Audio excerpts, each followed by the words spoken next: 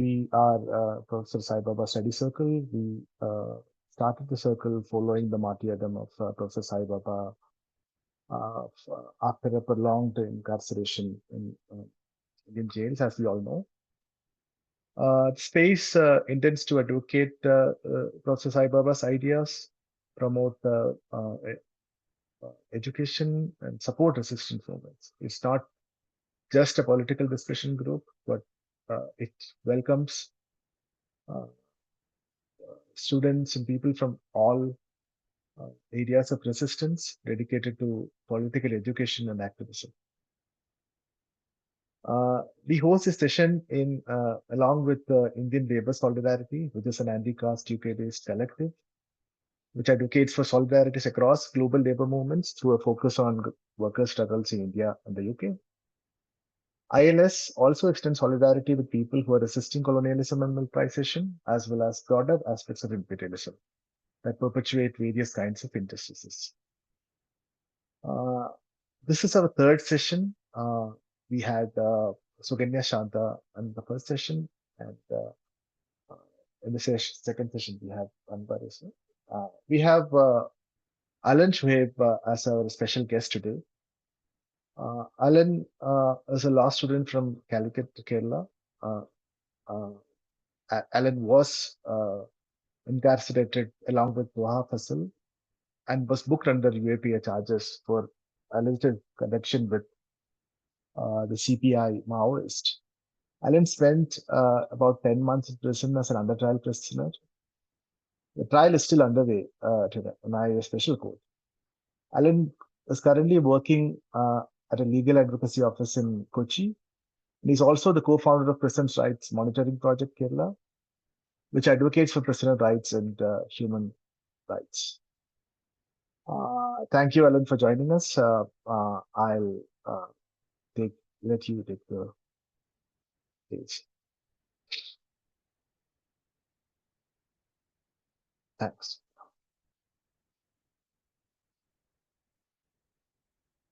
You're muted, Allan. So. Okay, so I think I can start speaking now, right? Okay. Yes.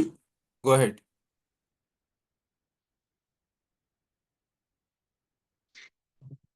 So, my name is Allan Shuaib, and I'm from Kozhikode in Kerala. It's a state in India. I think most of you know that. And I am currently working in a advocate's office in Ernakulam. Which deals mostly with UAPA cases. And I was arrested in 2019, November 1st, when I was a second year BLLB student. And I have spent almost 10 months in various 3 prisons in Kerala. And afterwards, I got bail.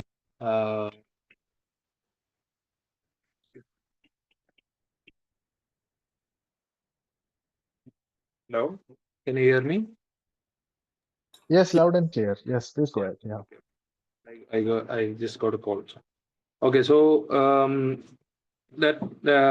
so later I got bail, and I have been bail for like 5 years now, and my trial is ongoing in NIA court. So my case was a really big deal in the state, because mainly the reason was that because I was a CPM member at that time. I and Taha were my co-accused. Thwaha was also a CPM member in here. So the alleged connection with CPM, the CPM Maoist, and being a CPM member and booked by the LDF government that actually opposes UAPA, was actually a lot of controversy in the state. So that's only aspect only aspect that I want to discuss about my case. Other than that, I don't want to discuss in detail, because my case trial is ongoing. So it will be very difficult to speak about it. So The reason why I am sitting here before you is that mostly because of my experience, my lived experience, more than theoretical, about prisons and this judiciary and system that is going around with us. Uh, and uh, my decision, or my friend Taha's decision to talk about these experiences, not only about us, our experience, but also the experience that other people around us also face. That's why I'm sitting here in front of you, because um, other than that, I'm just a ordinary person who was only 20 at that time when I got my case, and now I'm 25. So that's all about me. And I would like to also just tell you about the person rights monitoring project that we have. Toha and me co-founded that. Actually, we started off as like in 2022. We actually started uh, like studying about the issues faced by people in prison, and compile it and make it a report and submit to the government officials.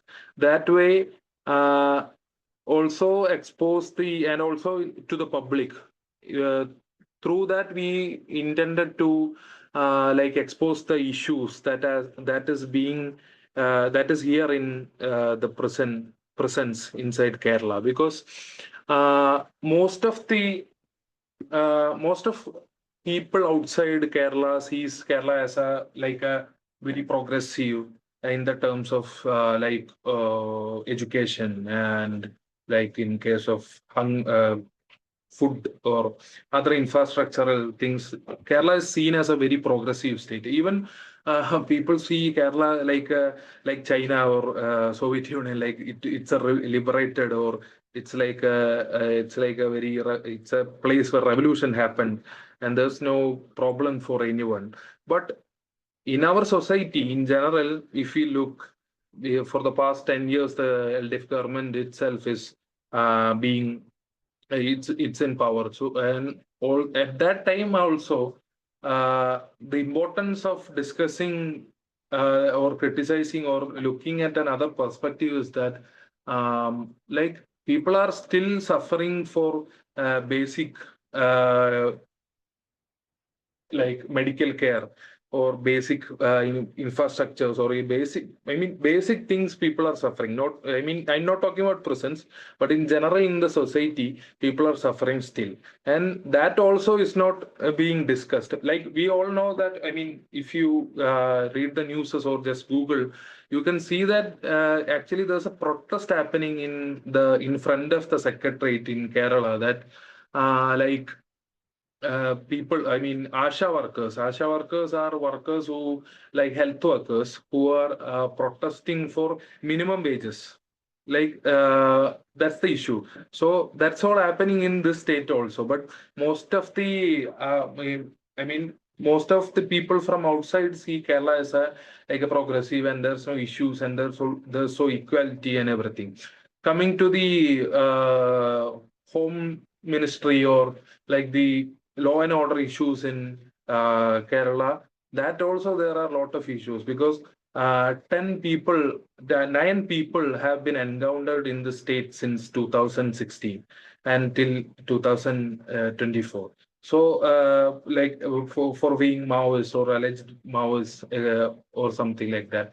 And also, people are booked for in UAPs, even in my case also. And also, other people who are being booked for recently, like 3 days ago, in Kochi, Panambali Nagar, there was a protest against the demolishing of people's house in uh, like people's house in Kashmir. So in that case also, it was a peaceful protest, but the police booked 8 people for rioting. So that's the situation in the society, Kerala society, in the outside world. So in outside also, people are not even in the mainstream media or the other People are not even paying attention to some of these things. So what will be, if the situation outside prison is like this, what will be the situation inside prison? Like inside prison, people are damned to, banished to, like sentence, or they are not even amount to. I mean, the public perception about prisons are like that. People inside prison are subjected to. I mean, they are bound to suffer human rights violations, or they are not bound to have food. They are having food, and they are like getting fat and getting they are not they black people become white people, and that kind of there, I mean, very absurd narratives are being circulated in the society. So what is the situation in Kerala? I mean, in general, the situations inside prisons are not very good, especially in India. I'm saying India, the situation inside prison is not that very good. Like the under trial prisoners, the number of under trial prisoners there are increasing, and also people are subjected to more and more human rights violations. Most of the time, the courts don't even mind their pleas and everything. So in Kerala also there exist so many issues like this. Like in a recent report by I mean the official statistics of the prison department, Kerala has over 57 prisons, and Kerala has introduced more prisons in the past 10 years, other than countering the crime rates. And the Kerala prison structure is categorized into two zones: the north zone, the middle zone, and the central zone, and also the southern zone. And the maximum capacities of these zones are like 2,262 for the southern zone, 2,482 for the central zone, 3,079 in the northern zone. But the total number of inmates in these prisons, in the total number of inmates in these zones are more than 10,522. And also, this is exceeding the capacity. More than thousands of people are exceeding this capacity. So the major issues, like everywhere in India, that is happening, that is existing in Kerala also, are overcrowding. The issues faced by prison crowding, major human rights violations, caste issues, mental health and other health issues, and other religious or other discriminations that is faced by prisoners. These things happen all over India, but especially in Kerala also there are such issues. That's what I want to say. So this is the only data about overcrowding. But coming to other human rights violations, in my experience, like I have spent over 10 months in 3 prisons.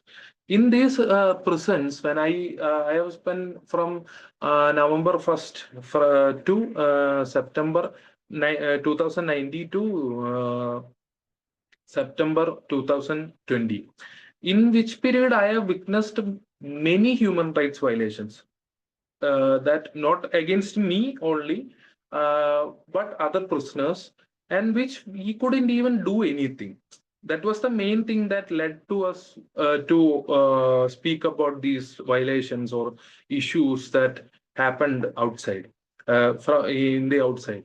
So the major human rights violations that happen in prison is that, like, I'll tell you some examples from my time as a prisoner. So, when we were in Kozhikode district jail, at that time, we were in the cell block. At that time, there were over 16 cells in that area, but there were only 6 toilets in that block. So, if you put over three prisoners in one cell, it will be like like how much? 40, 45 something. 48, yeah. Yeah, that 50 or something prisoners in that block, and that that 50 something prisoners. Most of the time, there will be like four prisoners in a very like small area. So that only a small amount. There are only six bathrooms in that area, toilets in that area, and these 50 people will have to like. Fight for the basic, like going to the toilet itself. From the morning itself, it's a fight.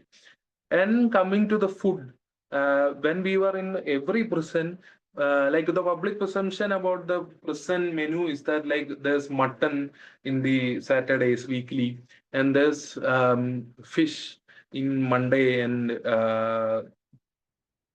Wednesday. So people see it like this is a heaven. Like most of the time, habitual offenders come and go to prisons. Like they often when they don't have any place to live outside. So prison officials also circulate this image to the public. Like this is like a heaven, and every needs is satisfied here, and people often love to come back to prisons also.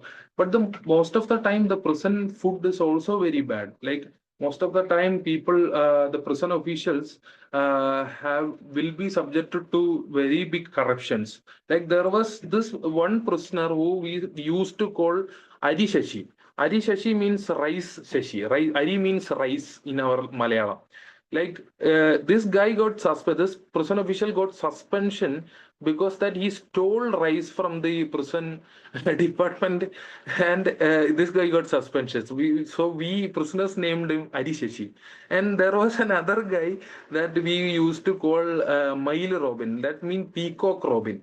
Like Peacock Robin means that he killed the national bird, and he literally made it to a curry. He and other prison officials. So that's the thing about prison officials. So prison food basic things like going to toilet and everything will be really like there are violations happening in that itself. So and there are also issues like caste issues. Like in my experience, sometimes there was an experience in prison where there was this guy, like prison official. He was from an and there was a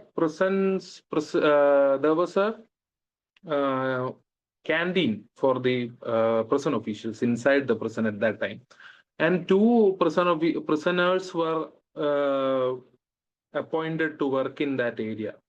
So there was a person called Subhash. He was a inmate in high security prison at that time, and he was from a lower caste, and this upper caste prison official came to this canteen and saw this guy. The next day, that guy lost his job. The sole reason was that he didn't want to see that guy when he was eating his food.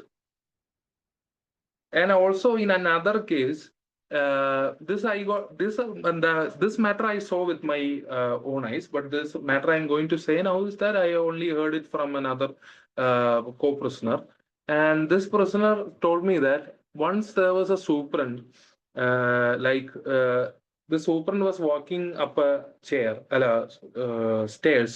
and another prisoner was coming down, and he was the orderly of this superintendent.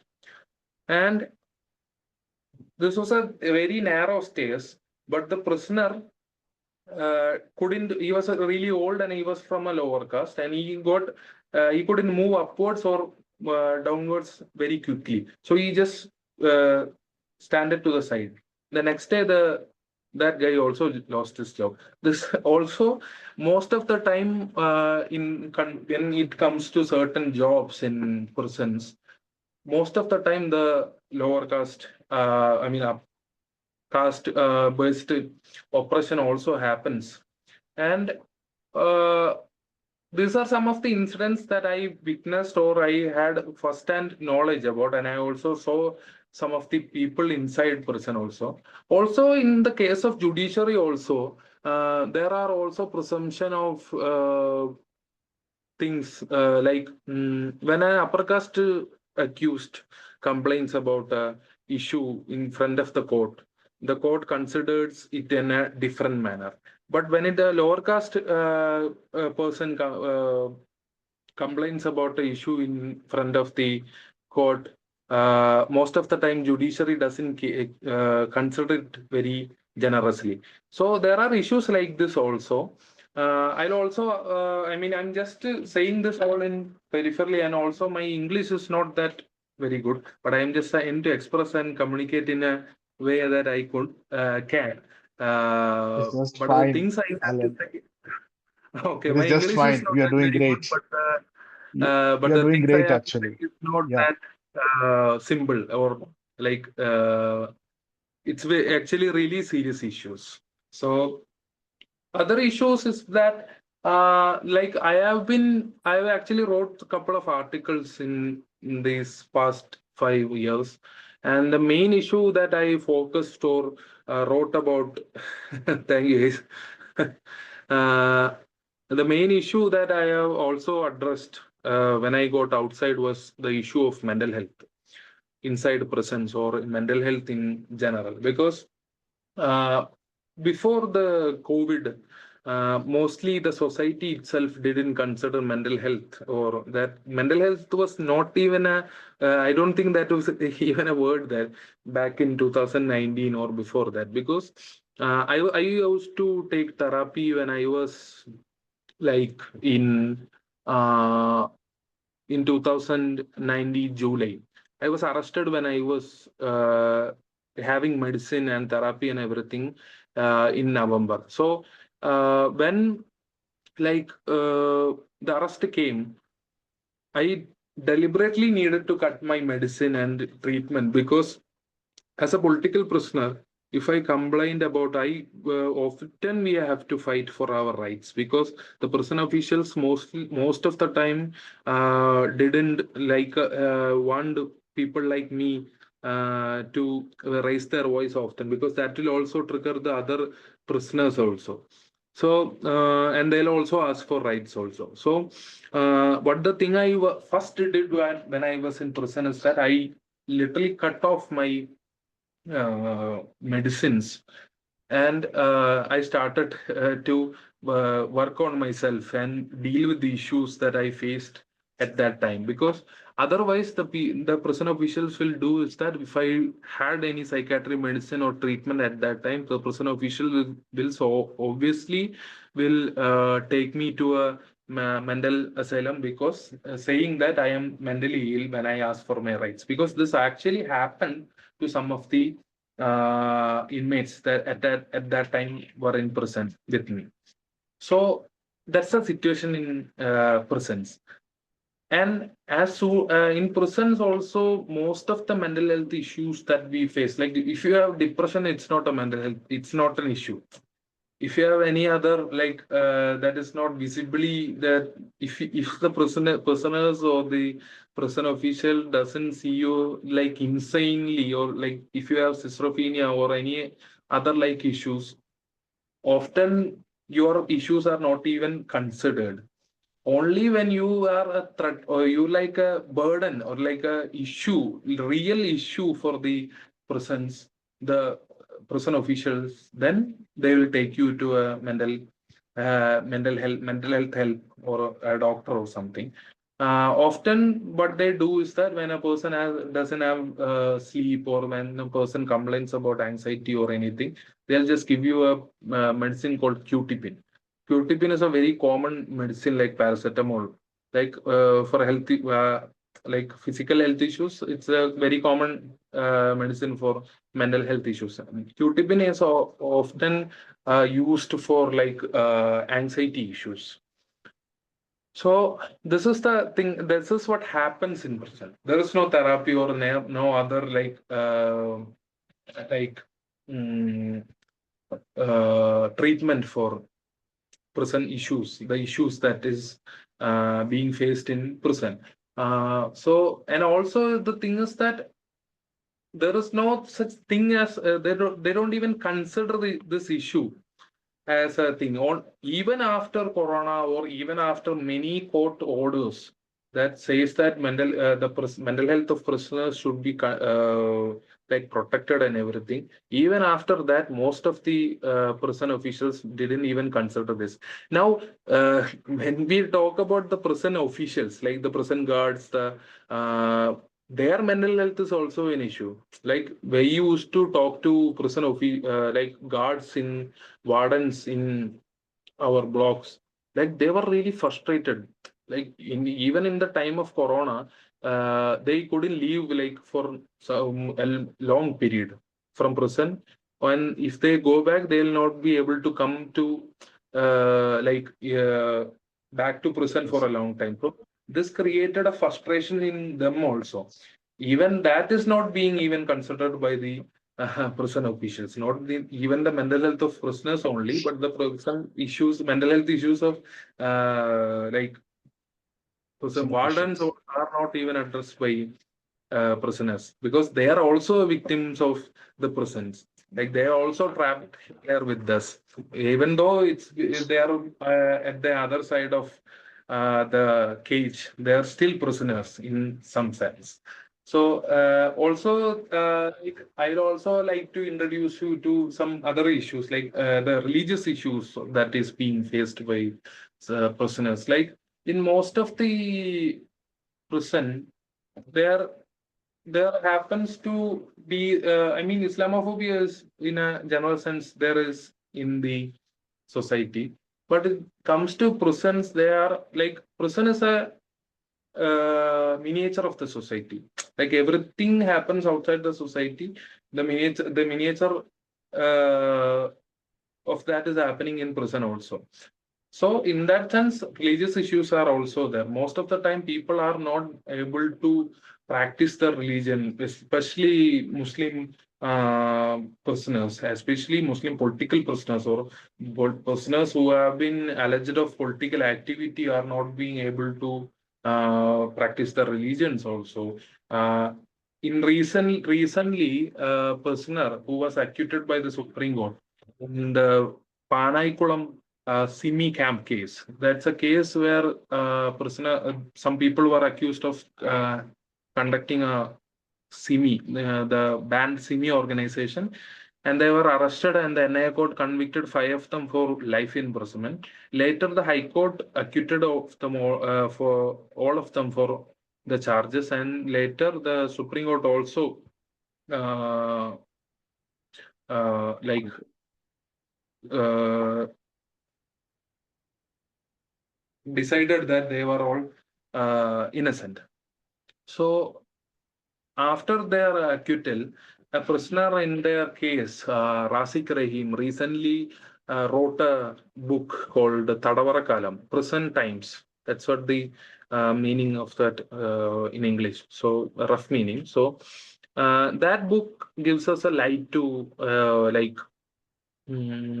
what happens for a Muslim inside prison. Because for a communist, or another person who has been for in prisons for in through that politics, we see this everything in a different perspective. But for a Muslim in India, or a Muslim in Kerala, to face this kind of issues, that is also discussed. The religious issues also discussed in this book also. And now I would like to talk about the high security prison and go to your questions. And so recently I am reading a book called Supermax that is written by this it's a book. I know the author's name, but I'm actually reading that book. Uh, so reading this book, I actually started researching about I started reading due to the research that I'm doing for about this about the high security prison that is in Kerala. And the interesting thing that I noted was that in many states there are high security blocks in prisons. Like in Maharashtra, like as you know, Saibaba also spent in Anda prison. That was a high security block in, I think Maharashtra, Nagpur jail, right? Saibaba spent in Nagpur jail while he was released. It's in my memory. I think that. So, like every prison, there's a high security block. But in Kerala, only I think there is a high security prison. Every other state has a high security block and everything, but only in Kerala there is a high security prison. So what is actually that is actually a really that's actually really contradictory to the left government or the progressive roles of this um, Kerala, because the chief minister himself has been in prison during the emergency period, and he lays down a very progressive and a very progressive outlook towards everything. But the thing is that when it comes to UAPA and when it comes to the prisoners' issues, the state government often goes to a very regressive stand. Like that's what happening in the prisons or in the state for like the past 10 years, because most of the time like the government openly declares that they have a very progressive and another opinion, and takes a very regressive stand through the back. So in the case of high security prison, I'm saying this, I'm like pointing out this like example of high security prison, because that in most of the jail people actually experience this, because Pujapura jail is like the most colonial prison in Kerala, because more the practices there are like really bad. But I haven't been there, and I also have only little resources from inside that prison. But I have somewhat thank you. That's actually the book I was talking about. Um, Thank you. So that's happening. Most of the human rights violations are happening in every prisons, but uh, because most of the people that is being incarcerated for UAPA or other UAPA or political cases are being remanded or being convicted in high security prison. So often the news reach outside from that prisons. But in Kannur, the other prisons, most of the time the ruling parties members are being incarcerated in that prison. So they often get the privilege of having the privilege. They get more very big privileges inside this prisons, because you name it, you get everything. That's a situation like DD, other substances and everything, cigarettes and everything that is available. Food, five-star foods are available. In high security prison, people are fighting, going to courts for books, education, mosquito nets, and basic fundamental rights and against confinement. But in the case of other prisons, people are like very privileged. So in the case of high security prison, it's a new phenomenon in the prison in the state concerning prisons, and the high security prison Viyur, high security prison Viyur. That's how it's called, and you can check it in the this also, like the prison of department also has a profile about this prison, and it's a new phenomenon, and it has been, it has been discussed, but I don't think in an international platform it has been ever discussed before. So, concerning to high security prison as described in this book, I only started three chapters in this book. So, in this book, we can see that what is the phenomenon of supermax prisons. Like high security prison is the descriptions are somewhat matching to the descriptions of high security prison and supermax prison, and what is the phenomenon of high security prison? Why did it emerge? Is the state supporting these kind of things and human rights violations? And also, why is there a lawlessness in these issues? Why is the state supporting the confinement, solitary confinement in these years? I mean, in a progressive society, solitary confinement and everything is a very regressive stand. So in high security prison, coming to high security prison, is that high security prison was laid down in 2000, opened in 2019, and from the starting itself, the prison was already declared that it will be a prison for high risk prisoners and high security prisoners. And high security prisoners were moved from everywhere in the state to high security prison. And from the starting itself, a prisoner called Rubesh and other prisoners started hunger strike and protest and filed cases in her courts and everything. And Rubesh was moved outside to Biur. And the high security prison was out in the open, and it was criticized by many people, but still it still operates. And when I was in high security prison, actually it was really, actually there was a more like open spaces and everything. Prisoners were somewhat given more freedom inside that prison after these fights and everything in 2019 last and 2020. But after 2001, the department itself, the prison department itself,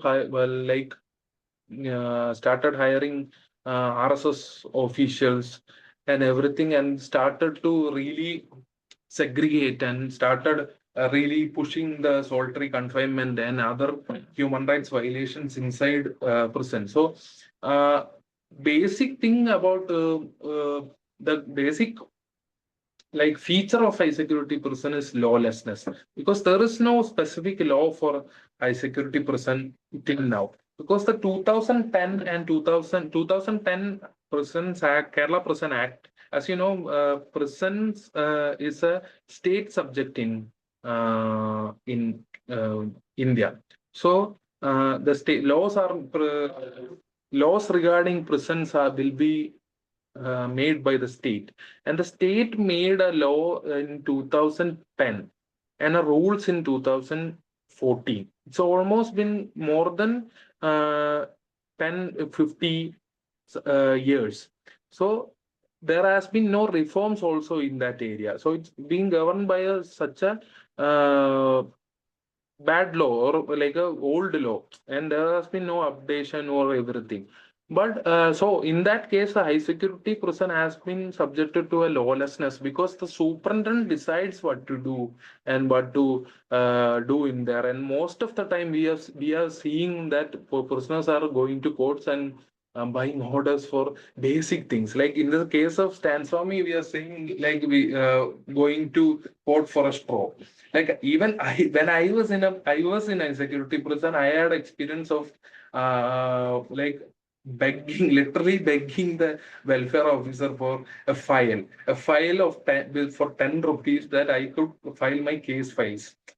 But the prison officers was like, there is no law for that. I can give you and everything. It's dangerous and it's like against the prison rules and everything. So other than that, we can see that as I have written in my articles, like in recent times, we can see prisoners going for education, for against confinement, for phoning, like calling options, calling privacy protection, and mosquito net, and for publishing in issue and everything in Kerala. So in a security prison, some of the recent things that happened was that a prisoner called TK Rajivan filed a petition in NIA court for reading books, because he was not allowed to have books, more than one book at a time, in prison, because as we know, prisons there are no way to pass time. Like there is no way to like uh, pass your time and other than books.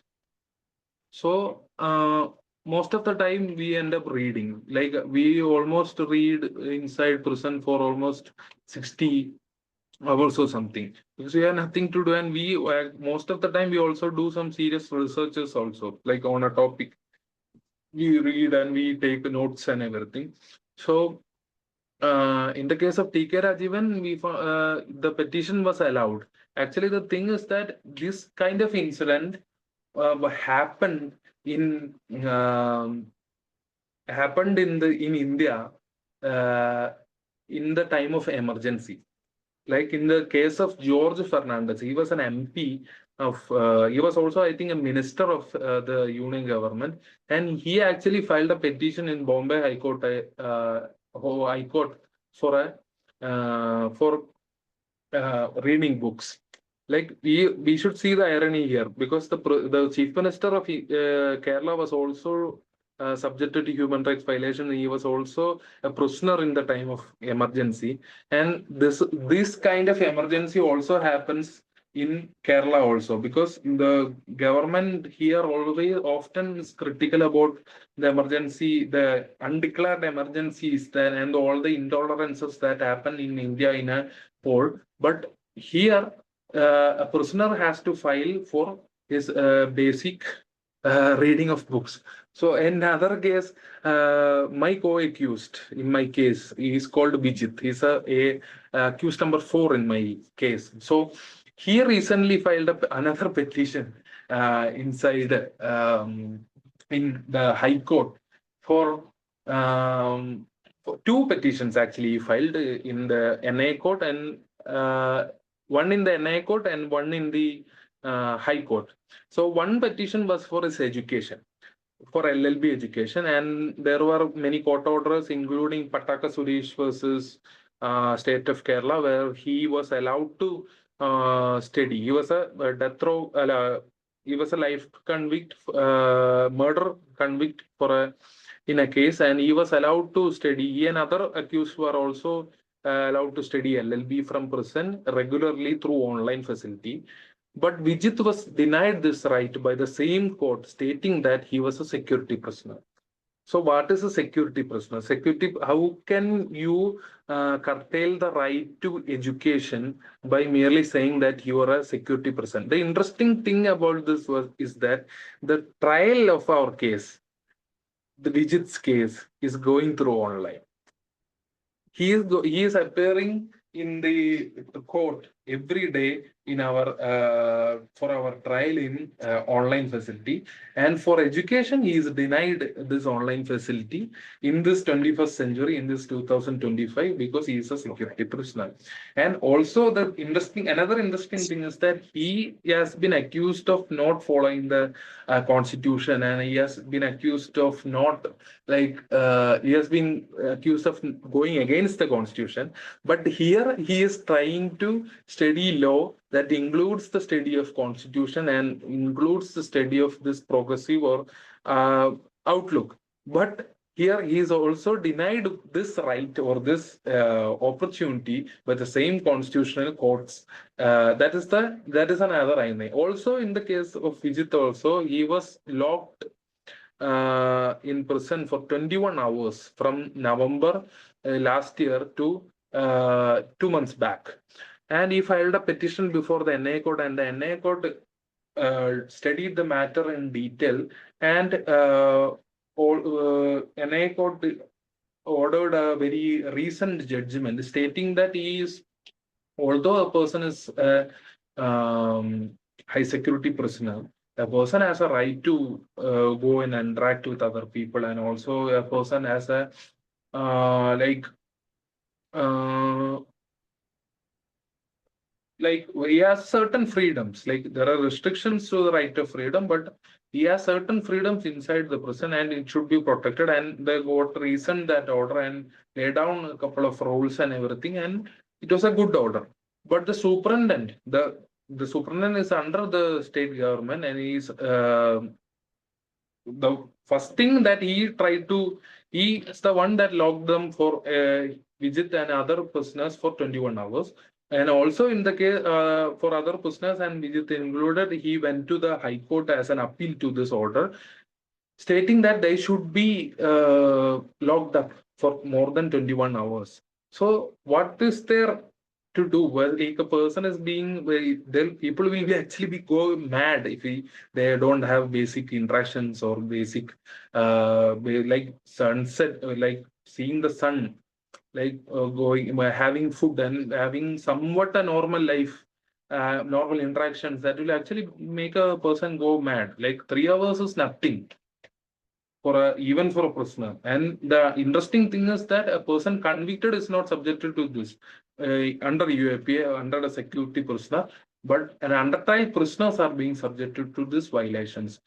And also in recently, another incident was that I wrote in my article this issue, like the BSNL issue, because the state government, the state prison department ordered a notification saying that the prisoners should only be allowed to contact BSNL numbers. Like the BSNL is a state, the national numbers, phone company of India.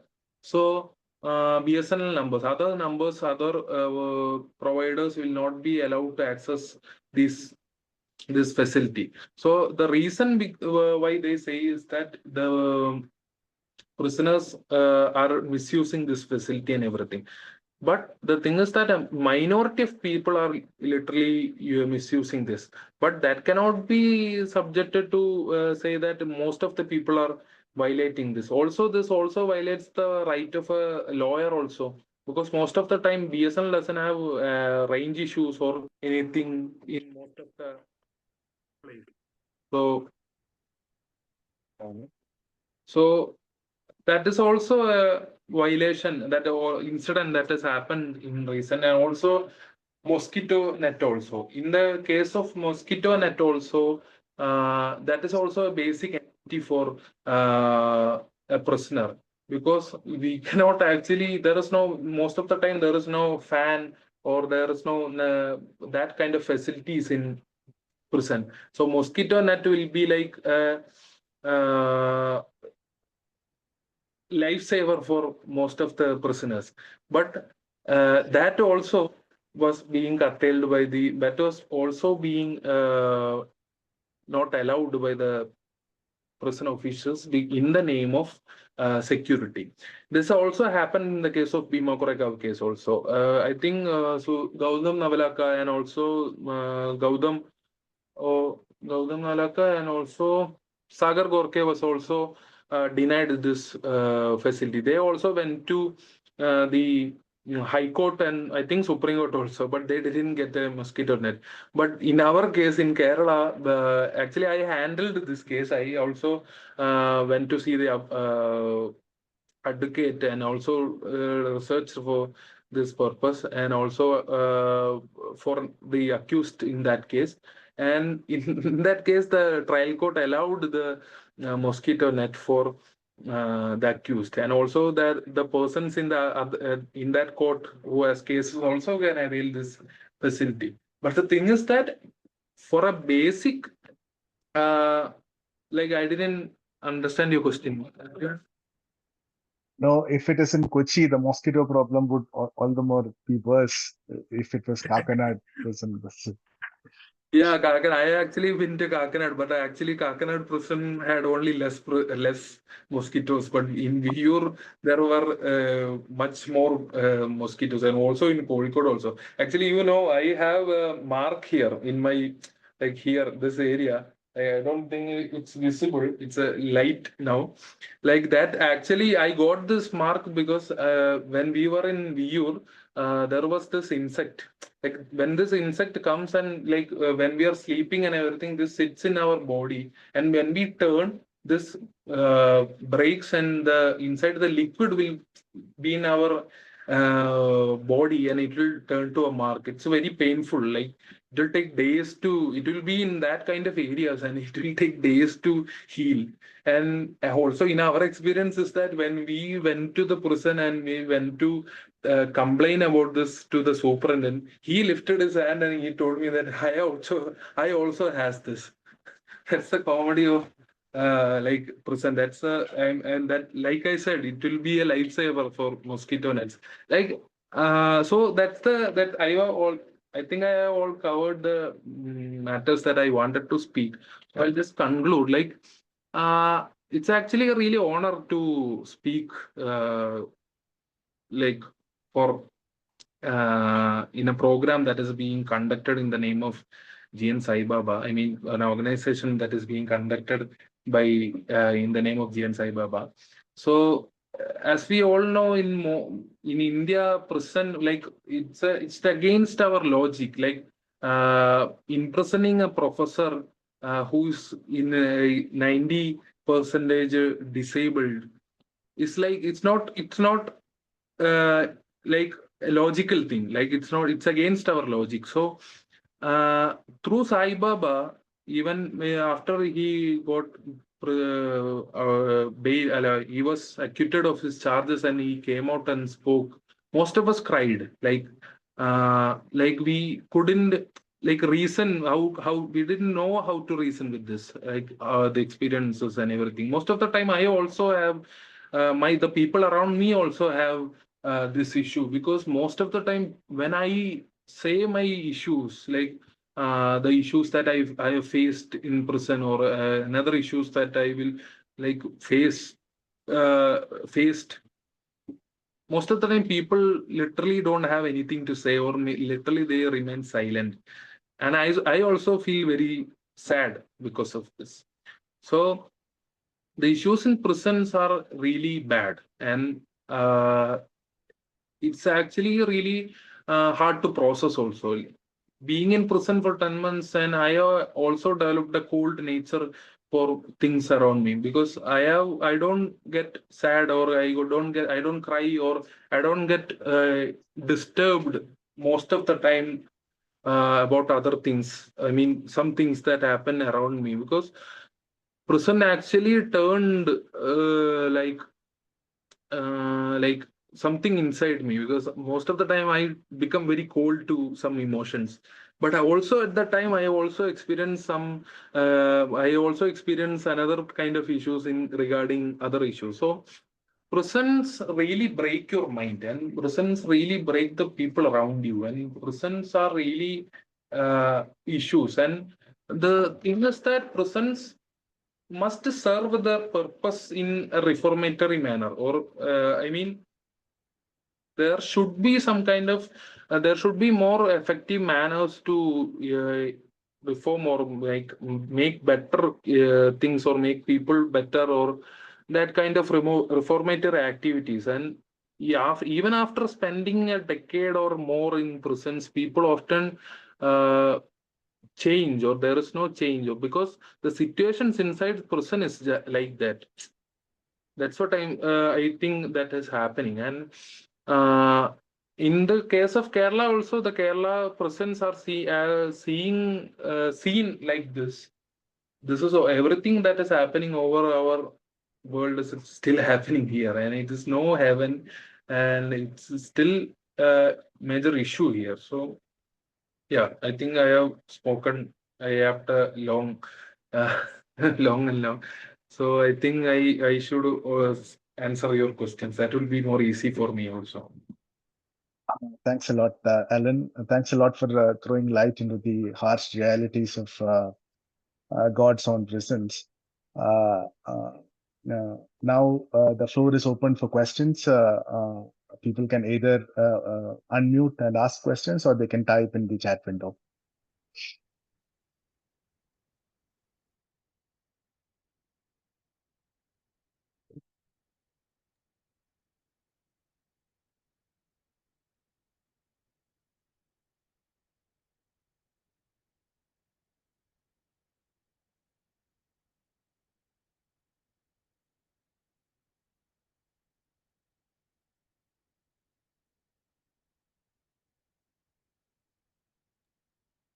If you cannot speak, you can type in the chat window. I'll read out the question for everybody to hear. And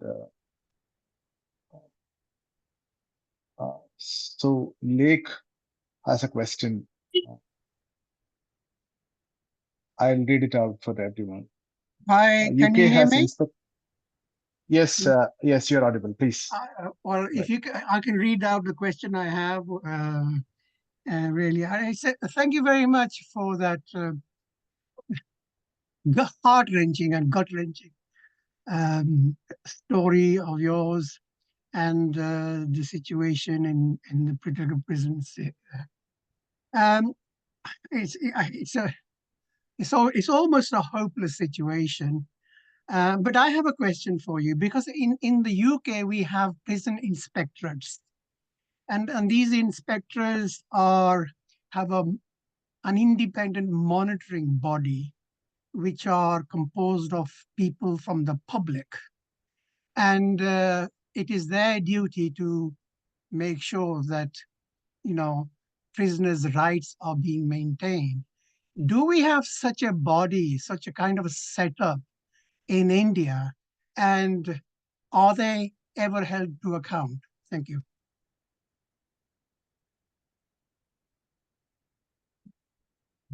Hello, can you hear me? Yes, yes, Shala. You're audible. Okay. So, like, there are certain bodies that, like, there is a higher. No, that's actually for. Is my video on? Okay, okay, okay.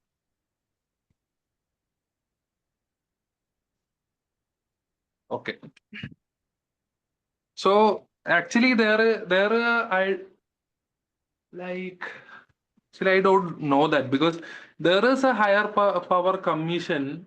I heard about that, and that's actually deals with release of prisoners and the matters regarding the commissions and everything. But other than that, for the human rights violations and everything, I think that there's only Human Rights Commission uh, and the judiciary for monitoring these kind of things. Other than that, I don't think that there's any like monitoring from the civil society or the citizens. I can imagine that there isn't any, but as an action upon the people you are appealing to, maybe that is the action that should be taken, that we should be trying to Yeah. enforce the government to set up such independent review of the conditions of people in prisons. Yeah. I mean, I think in 90s or 80s, when there was a campaign for, I mean, the prison history, the prison history of, I mean, the prison movement histories of Kerala is like in the freedom struggle period, many of the freedom fighters were imprisoned, and afterwards they came to power. Like the first ministry of government of Kerala, the communist government of Kerala, which was led by EMS. Actually, what the first thing that did in prison was that they constructed toilets in prison. Like when they were in prisons, they they were subjected to humiliations and everything. They were inside prisons due to this reason, like in the like for going to toilets and everything. And after that's the first thing that they did. And afterwards, they also like made certain reforms, and other governments also took steps and everything. But and in 1980s or 1990s starting something, there was a court judgment.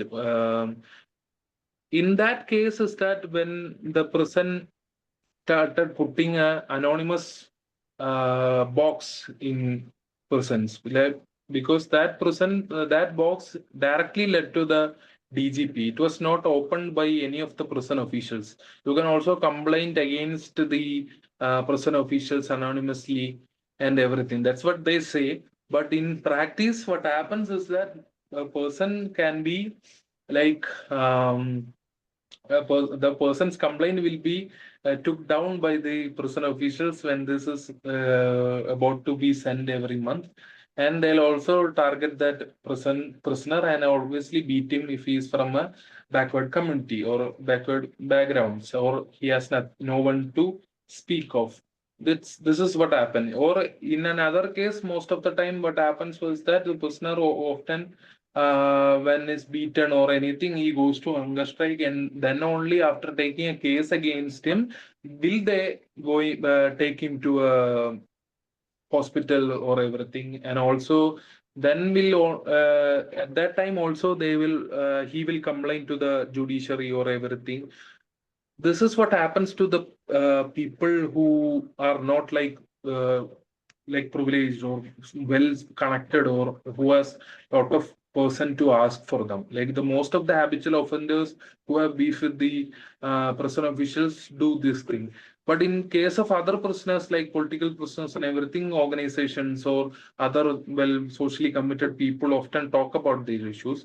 But in the cases that actually there has been no collective, or there has been no theoretically a strong or like a focused movement in prison. Like the Prison Rights Monitoring Project that was founded by us is the first movement that only focuses on prisons. Like there are many organizations that focuses on human rights and along with prison rights also. But we are the only organization that in prison in Kerala that focuses on prison rights, that solely focuses on prison rights and only for talks about that. And also we both are working for prisoners' rights in the ground also. We are not just talking about this in theoretical sense and posting this on social media. Often if you see our Instagram posts or our blog, you can see that there's sometimes a gap of 1 month or 2 weeks between our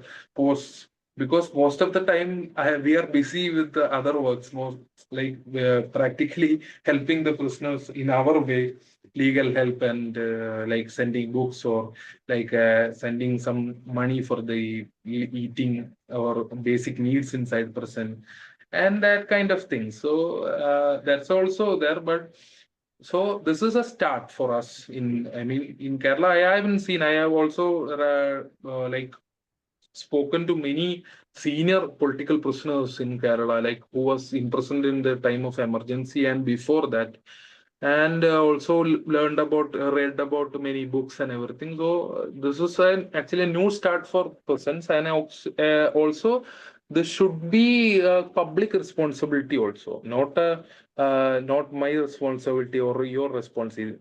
Prisoners, you know what the Dostoevsky said in his quote, like prisoners are a reflection of the society, and the prisoner's rights should be the responsibility of the society also in general, not the issue of one or two people.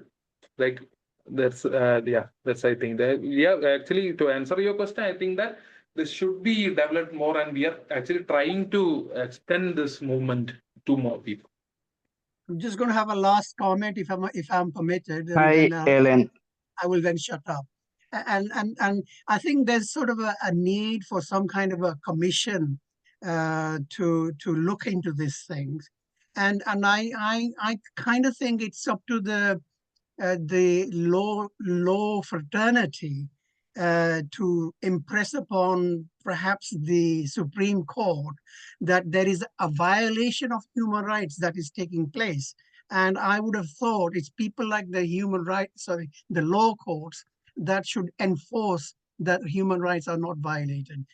Thank you very much for your contribution. Thank you. Hi, Ellen. This is Advocate Actually, Avinash one from thing I like to add for this.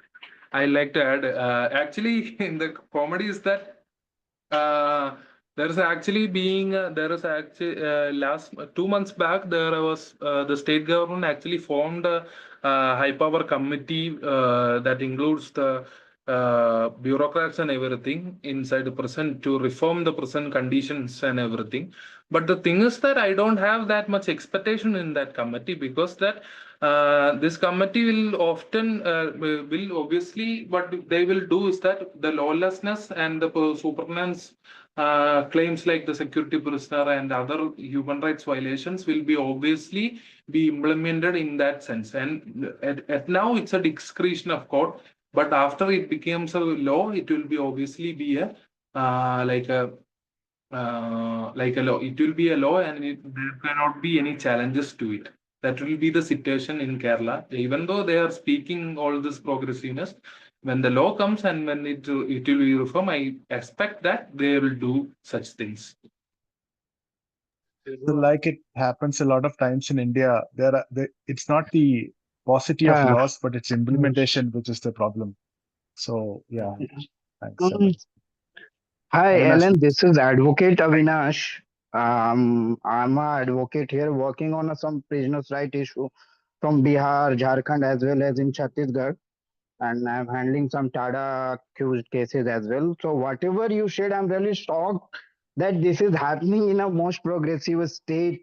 Because when I visit some prisons in Bihar, I hear the same thing from the Ah, prisoners. But the more I want to know about how the work distribution amongst the prisoners in Kerala prison and in Bihar, so they are not even allowed to wear sleepers in some prison, and they are ah, have to sleep on the floor even in a ah. cold and all.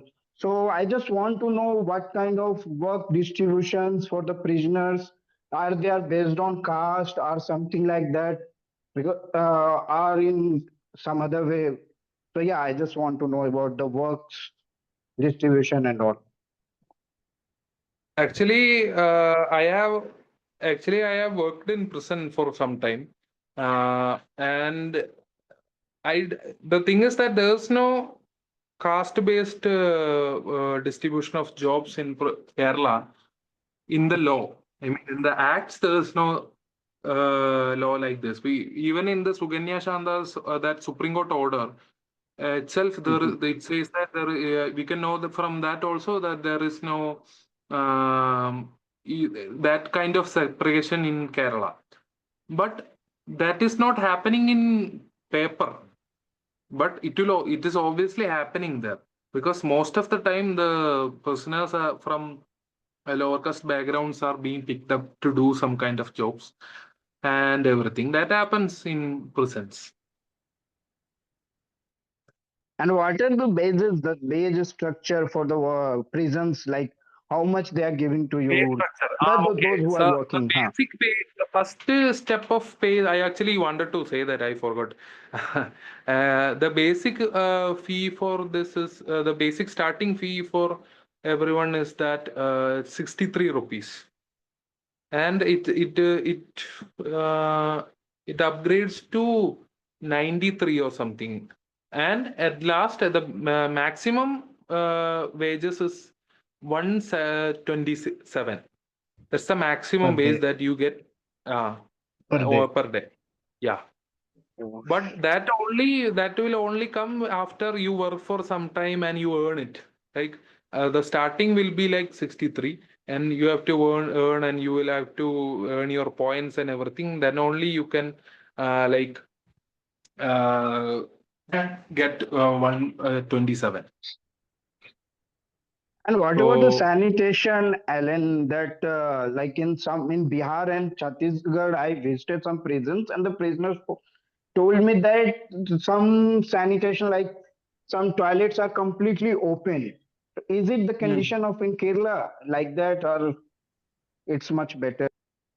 It's slightly better. I can only say it like that because like most of the time these prison bathrooms are in some districts or mostly in the like in the district jails, not the central jails, but the district jails, the situation is very bad. When the situation is bad when it comes to sanitation, when it comes to food and everything, because the curries will be like a river. It will be so bad that, and also the fish will be like rotten and everything. That's I mean that kind of situations are in, but in the central prisons that is some kind different, somewhat different. Thank you, Ellen. Obviously, nice to meet you. I didn't know that Yeah, you we were. will love to meet in. We will love, and we are planning to have some program here in Delhi on a physical mode. So we Okay. will love to meet you. Thank you. We will share the numbers Okay. and we will work together Okay. for yep for the call. Good. Yeah. Okay, comrade. Thank you.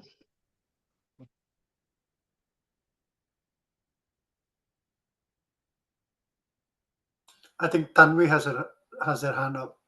See. Thanks. Thank you. Can you hear me? Yeah. Okay, perfect. Thank you, Alan, for sharing your experiences. I think it's been super informative. And my question was around, because I know you said that.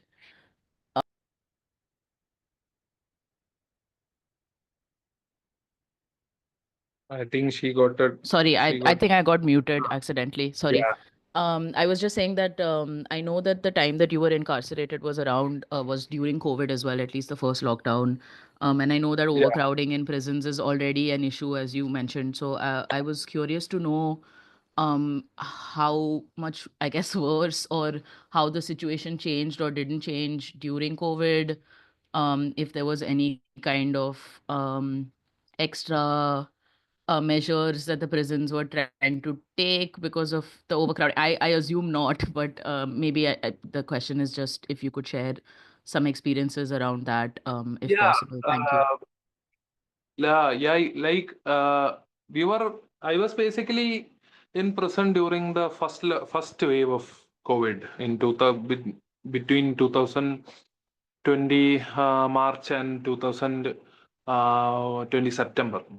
Like that period. So during that period, like it was actually not that bad, but it was starting to get bad, because at first people thought that because the prison is a closed community, of the COVID will not get inside prisons, but slowly it started to get into prison during the second lockdown period, or the last period of 2020. At that time, the COVID got into prison, and even before that, what the prison department did was that they got everyone vaccinated and everything, and they also got everyone tested and everything. And later they started quarantining people who were like.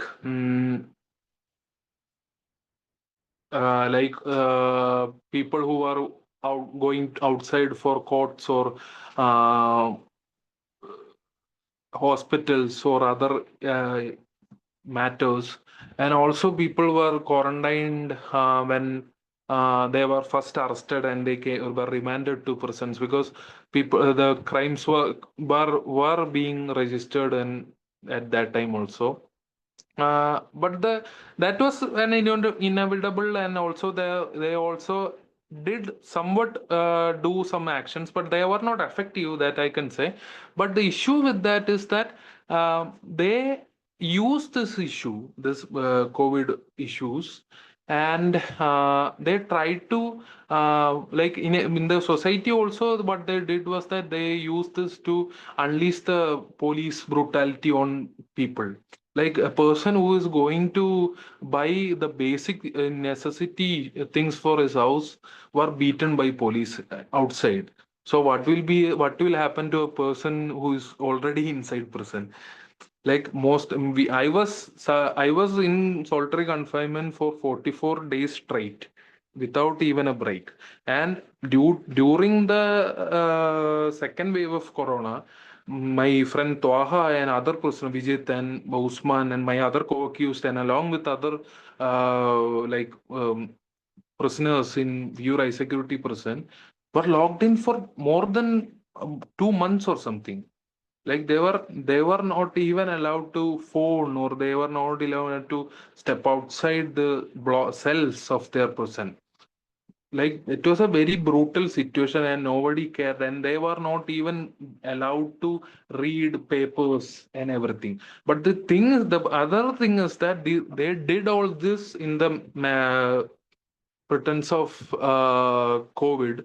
But the thing is that they often raided the cells without the cells that are being closed 24 hours, 24 into 7 for almost 2 months without gloves or without proper mask or without any such precautionary facilities, and they continue to lock down all other the prisoners only, and also the uh, political prisoners or the other prisoners inside prisons. But the other prisoners who are loyal to the prison officials were let outside, and the workers and all were really outside. And also the other prisoners were also necessary for the prison department to be outside, because there is a large industry running in prisons that is called freedom food, like the you can get for a minimum rate of chapatis and curries and everything from prison departments, freedom food centers. Like in that centers, they provide very for food for very small amount. But the thing is that behind that there is existing very hard labor and labor exploitations. That is another reality. There is only freedom in the food, not the work. So like that is also happening in the background. So the COVID period was actually a really bad period for the society in general, and also the prisoners and the protesters or dissenters in prisons also. So COVID was not a very easy period, but personally for me, COVID has benefited me in a somewhat good way, because besides the solitary confinement, I was subjected to turn an approver in my case. But in that period, I got a real opportunity to reconsider, like the NIA was really pressuring me and everything. And I really got pressured from many corners and everything. But in that period, in the Corona period, everything was locked down and NIA couldn't get to me and everything. So at that time, I took a very clear stand at that time, and I told my decision in the courts and everything. And the court even wrote down my complaint and everything, and told the NIA to don't pressure me and don't do this. So that was the only benefit that I got from Corona. But otherwise, prisoners in general was very subjected to very bad situation, because in overall in the world itself, I have heard during that period that in Iran some prisoners even broke out of prison, and also. Thank you. Okay. So I think there's some questions in the chat.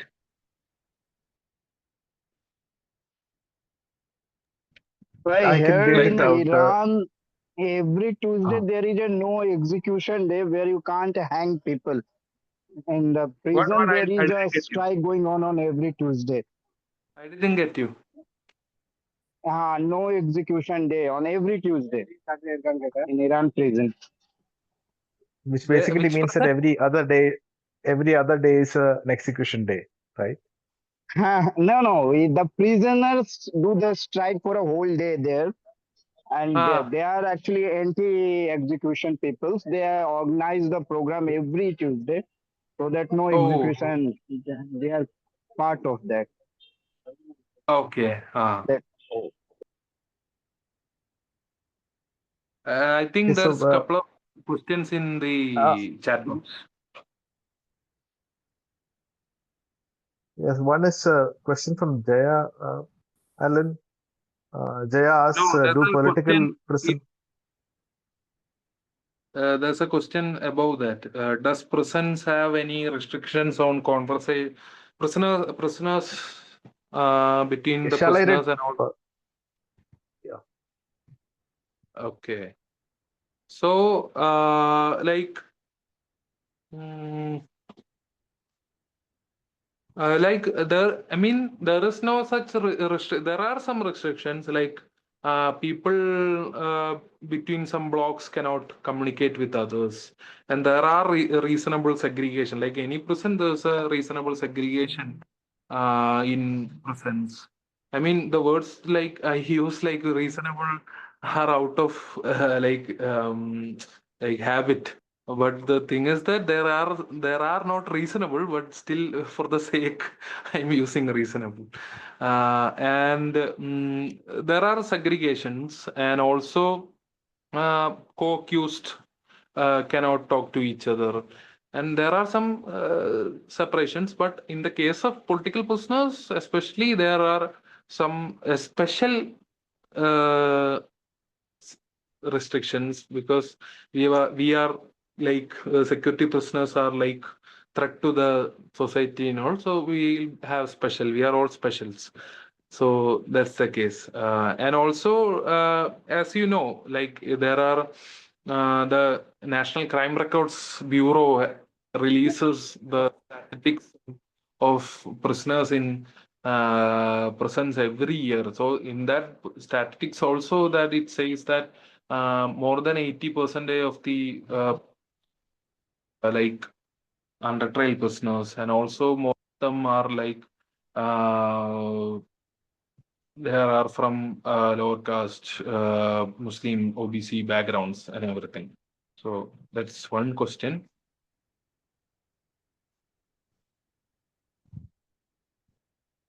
And the second question is by Jaya. Political prisoners experience different treatment compared to other prisoners. I assume so.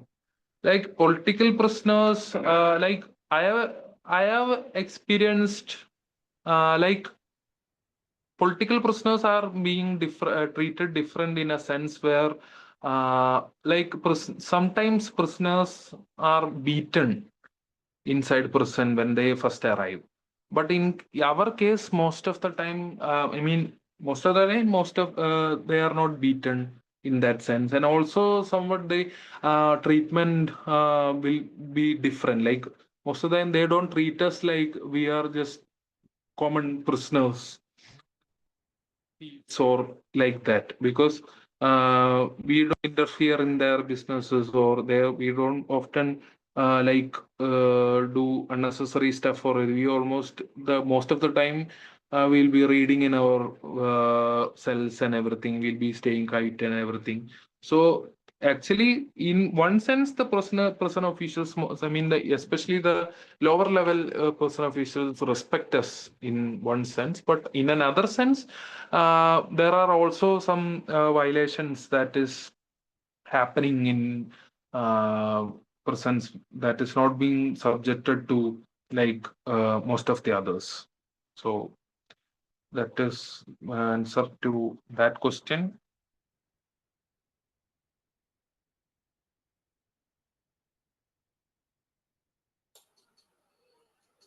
Thanks, Alan.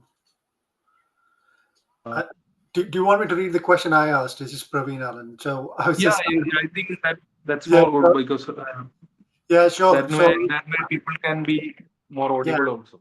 yeah, sure. The question was, how do you deal with the gaslighting of being in Kerala and being told that it's a progressive state when when people like you are incarcerated under UAPA and the government is no different, working with Adani, and it seems like Islamophobia is quite rampant too. That people are targeted with, like Muslim people are targeted with arrests and things like that. I actually didn't understand this question. Yeah. So yeah, I think I meant, like, I mean, when people tell you that Kerala is a progressive state, how do you react? Because I think based on what you said, and also what the government Like is doing. actually, like that is not. I mean, that is not people's like.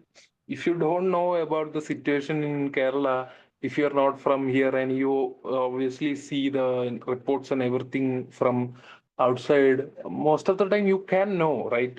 Like most of our algorithm is not being controlled by us, so most of the time we only see what they want to see, want us to see. So such misconceptions is not our issue. So I often look at this opportunity to like speak to that person and try to make understanding. I don't like argue with people. I don't think that arguing makes a person understand that much, and also it also only uh, waste some energy also. But most of the time, I just speak to people, I make them understand and everything. And if a person really wants to understand, they will also try to learn on their self, and they'll also try to do something about it for their sense at least, and everything. So that's the approach that I took at this. I look at this, and I also, I mean, most of the people in Kerala knows me if I say about myself.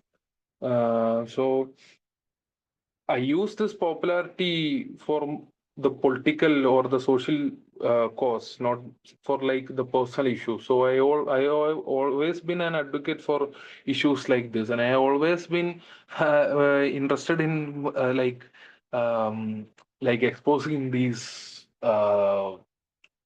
like issue, this progressiveness, so-called progressiveness in Kerala. Yeah. Thanks, Allan. So next questions. I Okay, think so there's I only two think questions, and we can end by with that. yes, Alan, I'll read it out for you and everyone. Amit Mukherjee asks, how do the doctors treat prisoners? Do they follow the ethical guidelines to treat prisoners in a non-judgmental way? Do they ever raise concerns of excesses done by prison authorities when they're beaten up by the prison authorities? I have also experiences where doctors, when we have went to like getting treatments and also checkups, the 24-hour mandatory checkup when we are in custody. In that situation, also I have been also subject to like judgments and presumptions and everything. And that issue is another issue. I mean, I don't think that there is a guidelines for doctors. Um, in my info, actually that's a good thing, and I actually think that I should check for that. But another thing is that most of the doctors or the doctors don't have that kind of a social view also. Like most of the doctors only understand the society in only in a technical or in that kind of manner. I mean, doctors and in Che Guevara's, there's a one I think is speech that says that it's addressed like speech to the young doctors or revolutionary doctors or something like that. In this speech, he talks about the commitment to people. The doctors should have commitment to people and everything. Even now, Cuba has that.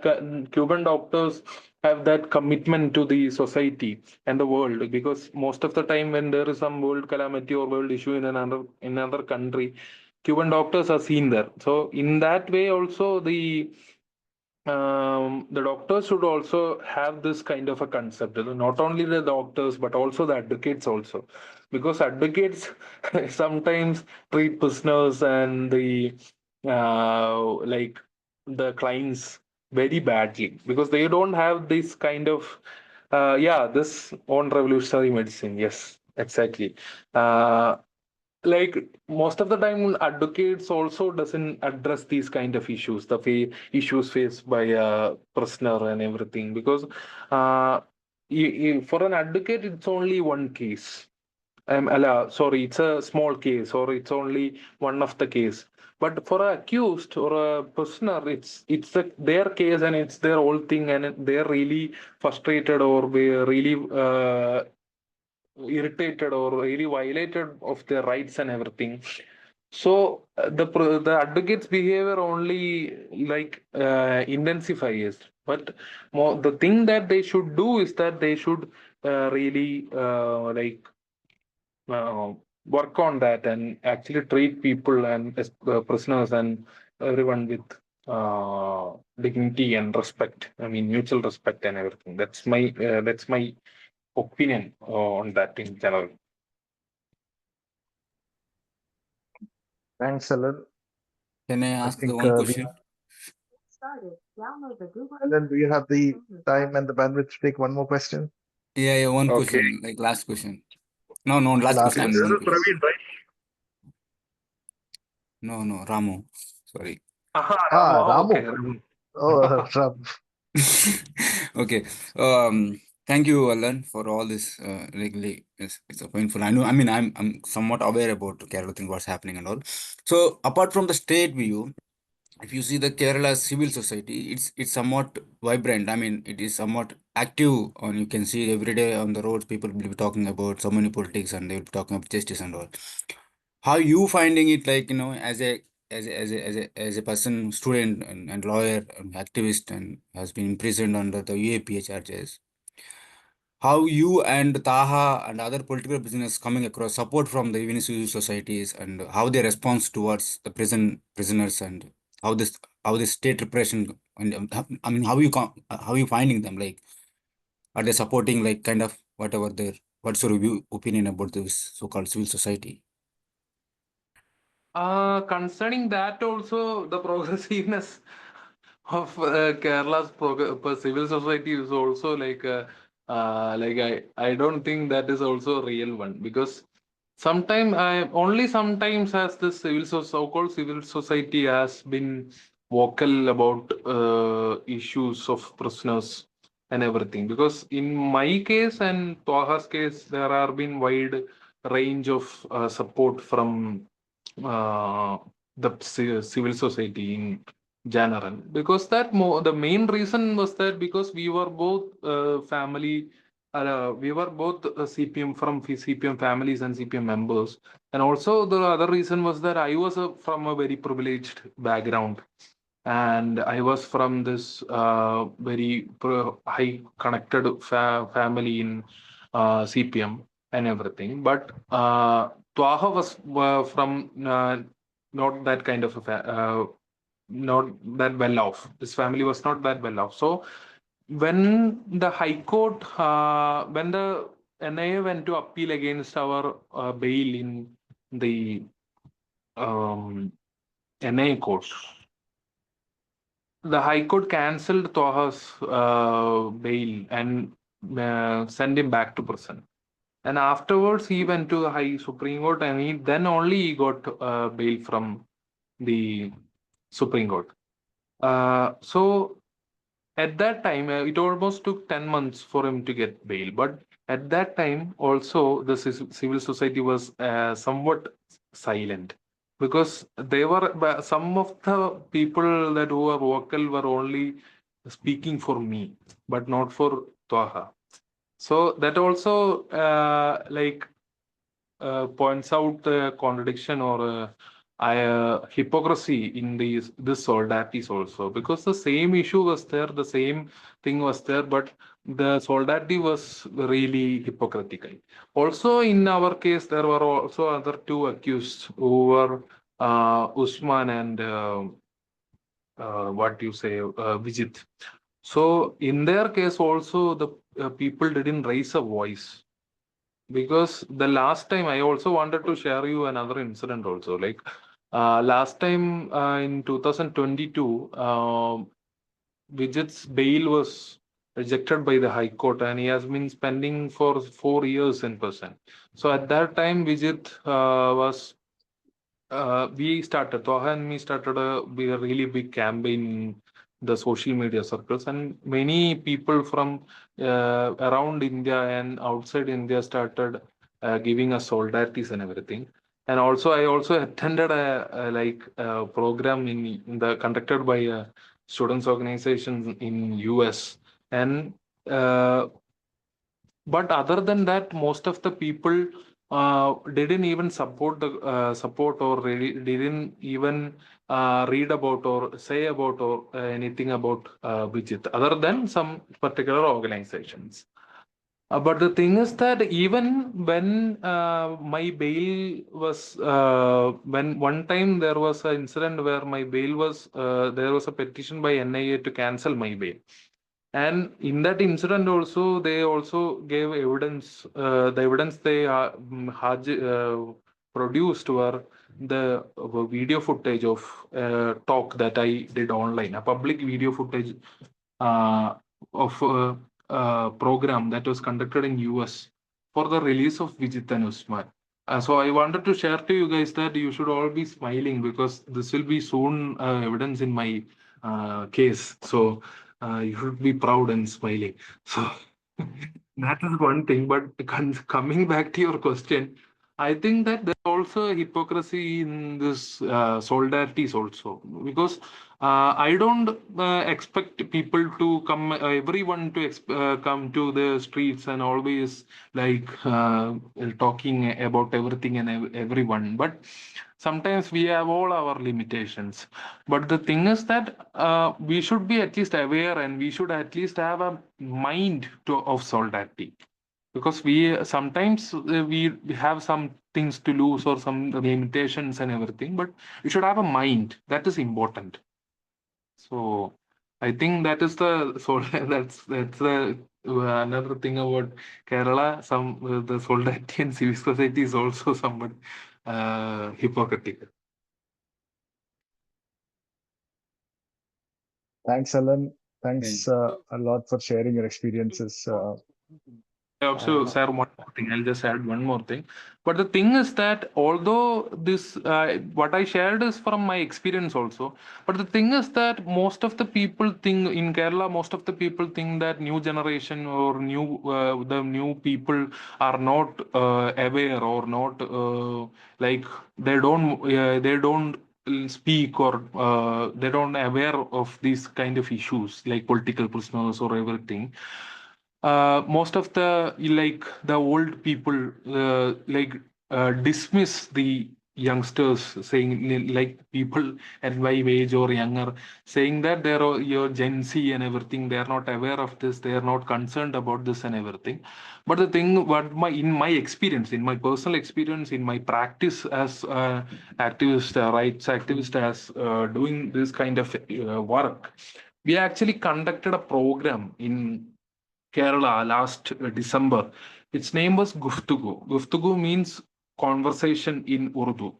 So Guftugu was a film festival that is um, that was uh, there were three films that were one was for about an activist called Grovasu in Kerala.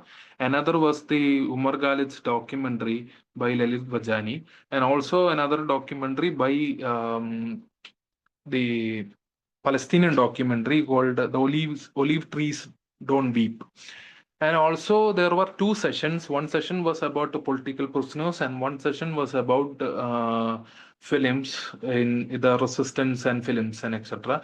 And also, there was a Gazelle session, resistance poetry and everything at the last. So, when we conducted this program, it was a room that was enough to fill about 100 or 120 people. But in our surprise, more than there was no room for even standing inside that hall. Like most of the programs in the in Kerala always end up like in that raise these kind of issues always, even if it's a film festival, ends up like in a stage where there's only 5 or 4 people or 7 or 10 people, and only the that 10 or 7 people will be there in every program, and only it will be discussed in that circles also.